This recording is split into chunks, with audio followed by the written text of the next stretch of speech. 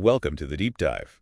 Today we're looking at Ann Arbor, specifically its water and wastewater systems. That's right. The big question is, can they handle the future growth the city might see? We got some interesting sources. There's a memo from OHM advisors assessing plant capacity. And minutes from a planning commission meeting where they actually discussed that memo. Plus, a letter from some Ann Arbor residents raising concerns about the city's draft land use plan. And we also have population data from SEMCOG, the Southeast Michigan Council of Governments. So our mission here is to sort of unpack the potential stress on these systems, given these, well, very different growth scenarios being discussed. Yeah, and the difference is stark. The city's draft plan, the CLUP, it talks about maybe a 52% to almost 80% population increase by 2050. Wow, okay. Compared to about 126,000 people now, that's significant. It really is. All right, let's dive into that OHM advisor's memo first. What's the current state of the drinking water plant? Okay, so the current capacity is rated at 44.5 million gallons per day, MGD.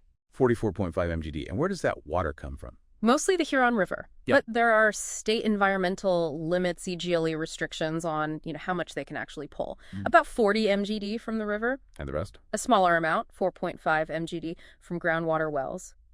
And a key point, there's apparently no physical space to expand the plant where it is now. Okay, no room for expansion. So No. when might capacity become an issue? Well, OHM looked at that 80% capacity mark. That's generally the trigger point where you need serious expansion planning. Right, the 80% trigger. And based on the CLUP's high growth numbers, we could hit that as early as 2035. 2035, that's not very far away in infrastructure terms. Not at all. Even the lower CLUP projection puts it at 2038. And what about wastewater? Similar story, different timeline. The dry weather capacity is 29.5 MGD. Okay. Hitting 80%, there could be 2042 with high growth, or maybe 2050 with the lower CLUP numbers. But you mentioned earlier these CLUP numbers are much higher than SEMCOG's. Exactly. SEMCOG projects only about a 9% population increase by 2050. A huge difference from 50 or nearly 80%. That difference must have come up at the Planning Commission meeting. It did, indirectly. They talked about needing long-term investment strategies when hitting 80%. Makes sense. And Commissioner Mills asked about water conservation. Could that push back the need for expansion? Good question, but potentially complicated. Right. Commissioner Weatherby noted that, well, less water use could mean less revenue for the city. A tricky balance. Any disagreement? Yeah, Commissioner Wesch apparently pushed back on the idea that current infrastructure couldn't handle expected development. Interesting. But what did the city staff say? Senior Planner Bennett sort of brought it back to basics, pointed out the real caps on river water, the limited potential from wells, and emphasized that, 10 years really isn't long for this, very much so. They argue the CLUP lacks transparency on how they got those high numbers.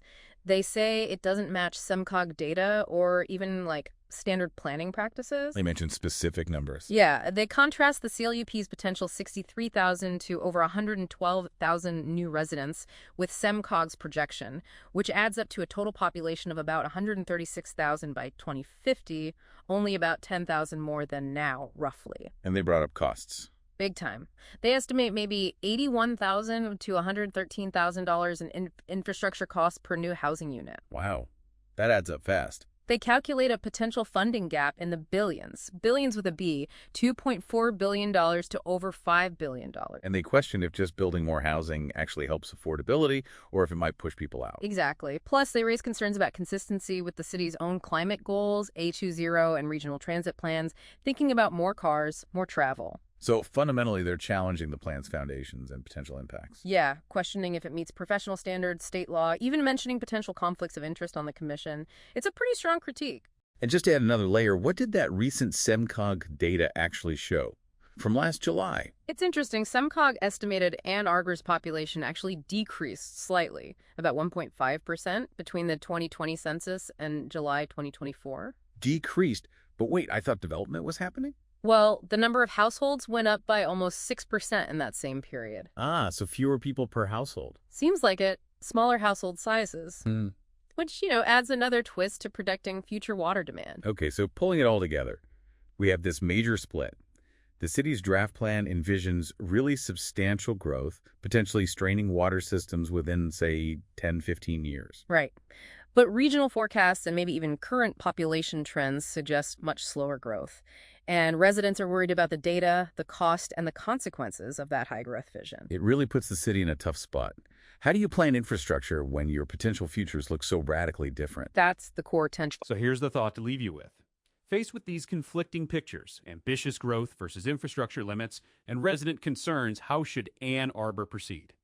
What data truly matters most when planning decades ahead? That's your deep dive. Thanks for tuning in.